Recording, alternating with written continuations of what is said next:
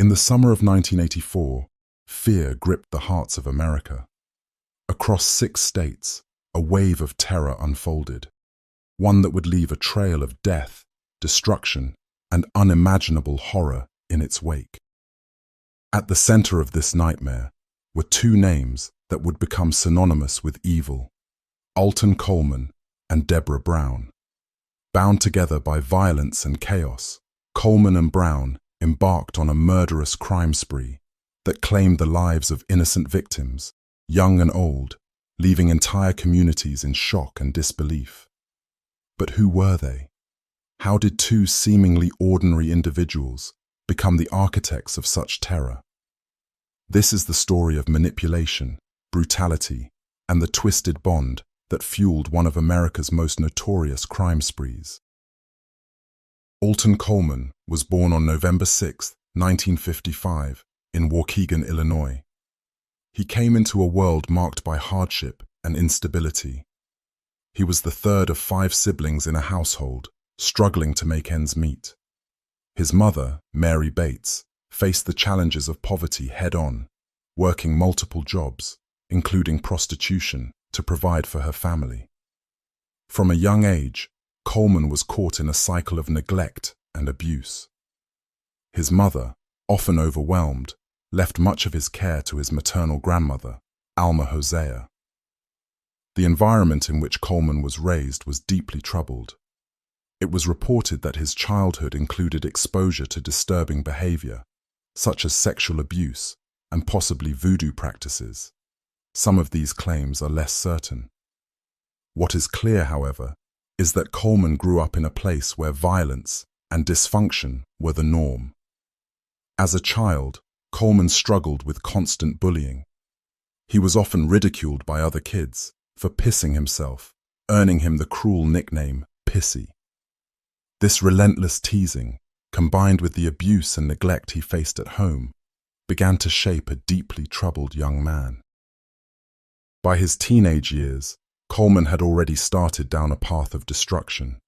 He joined a local street gang, seeking the sense of belonging and power that his home life lacked.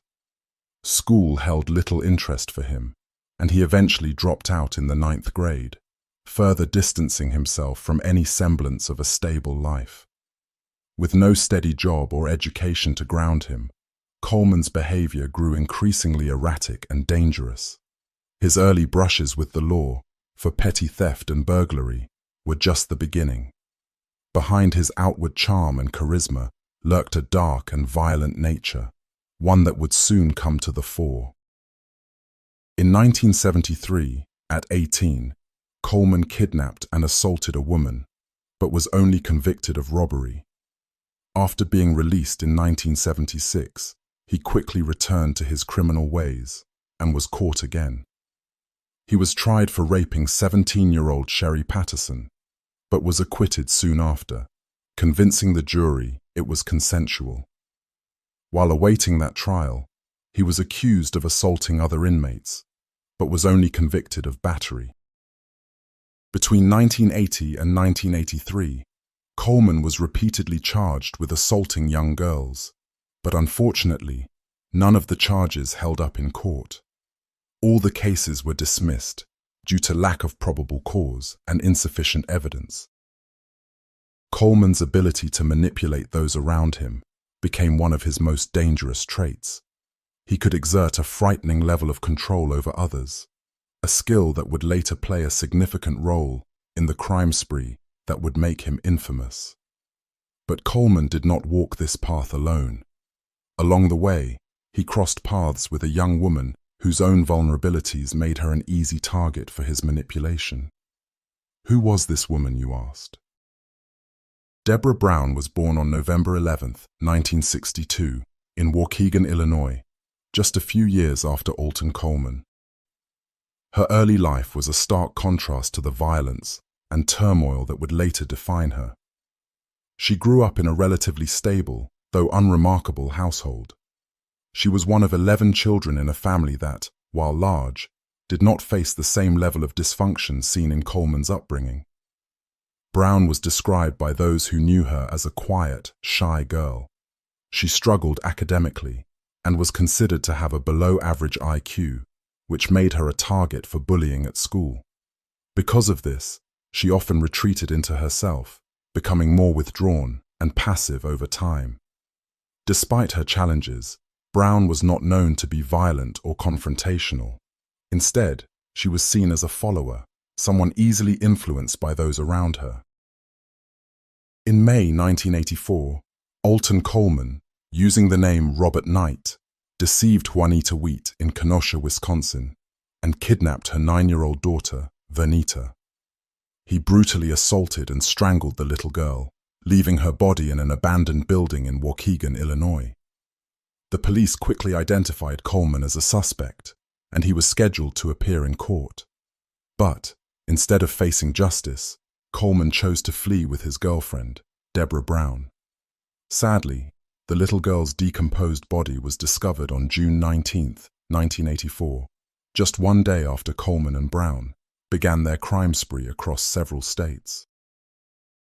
In early June 1984, Alton Coleman and Debra Brown encountered 2 young girls in Gary, Indiana, 9-year-old Annie Hillard and her 7-year-old niece, Tamika Turks. The couple lured the girls into a wooded area where they brutally attacked them. Tragically, Tamika was raped and strangled, and her body was discovered on June 19, 1984. Annie survived the assault, but suffered significant injuries. The discovery of Tamika's body and Annie's survival provided critical evidence in the nationwide manhunt for Coleman and Brown. By the time the authorities began piecing together their crimes, they had already continued their spree, leaving more victims in their wake. More alarms started ringing when Donna Williams, a 25-year-old from Gary, Indiana, disappeared on June 19, 1984. She was abducted by Alton Coleman and Debra Brown. After they were done with her, they cruelly strangled her and left her body in an abandoned house in Detroit. Sadly, her body was later discovered on July 11, 1984, in that same abandoned house. With no care in the world, these killers continued their journey, leaving a trail of blood behind them. One of their stops was in Toledo, Ohio. Here, they befriended Virginia Temple and her daughter, Rochelle. After gaining their trust, Coleman and Brown strangled both Virginia and Rochelle, hiding their bodies in a crawl space within their home. The crime was discovered on July 7, 1984, when concerned relatives entered the home and found the other children of Virginia alone and frightened. A missing bracelet from this crime was later found under the body of another victim, linking the crimes together. The couple did not stop here and continued their deadly journey to different areas. On July 11, 1984, 15-year-old Toni Story left her home in Cincinnati to attend summer school. Tragically, she was abducted by Alton Coleman and Debra Brown. They strangled her and left her body in an abandoned building. It wasn't until July 21, 1984, that her partially decomposed body was discovered in that same abandoned building in Evanston, Ohio. Just days after this, the couple struck again. It was early in the morning of July 13, 1984, when Coleman and Brown entered the Walters home in Norwood, Ohio. They pretended to be interested in buying a camper the couple was selling. Once inside, they unleashed another wave of violence, brutally attacking the couple. Marlene Walters was beaten to death, suffering multiple skull fractures and severe brain injuries. Her husband, Harry Walters, was also attacked and left unconscious. The couple then stole the Walters car and fled the scene. The husband survived, but Marlene's body was discovered later that evening in her home. Brown and Coleman continued their destructive spree in Kentucky. Needing a new vehicle, they targeted their next victim. On July 16, 1984, they abducted Oline Carmichael Jr. from a motel parking lot in Lexington, Kentucky. They forced him into the trunk of his own car and drove away. The next day, On July 17, 1984, authorities found the car abandoned in Dayton, Ohio, with Carmichael still locked in the trunk. Fortunately, he was unharmed and was rescued by the police. Still not stopping, Debra and Alton moved to Indianapolis, Indiana. On July 18, 1984, they targeted 75-year-old Eugene Scott. In a ruthless act, they shot and killed him to steal his car, which they needed for their ongoing escape. Scott's body was later found in a ditch near Indianapolis, marking yet another tragic loss in their relentless spree. The FBI added Alton Coleman to their 10 most wanted list, even creating a special 11th spot for him due to the urgency. Alerts and descriptions were spread widely across the Midwest, with police in multiple states working together. The public was warned about the dangerous duo, which led to increased vigilance and tips from civilians. These efforts finally paid off on July 20, 1984, when a local resident in Evanston, Illinois, recognized Coleman and Brown and alerted authorities. The police arrested them without incident, bringing their notorious crime spree to an end. After their capture, Alton Coleman and Debra Brown faced trials in multiple states for their crimes. Coleman was sentenced to death in Ohio, Indiana, and Illinois, making him the only person in U.S. history to receive death sentences in 3 states. He was executed by lethal injection in Ohio on April 26, 2002. Debra Brown was also sentenced to death, but her sentence was later reduced to life in prison without the possibility of parole. She remains incarcerated to this day. Alton Coleman and Debra Brown's crime spree left a deep impact across the Midwest. Their story shows how cruel people can be, but also how justice will eventually catch up to them.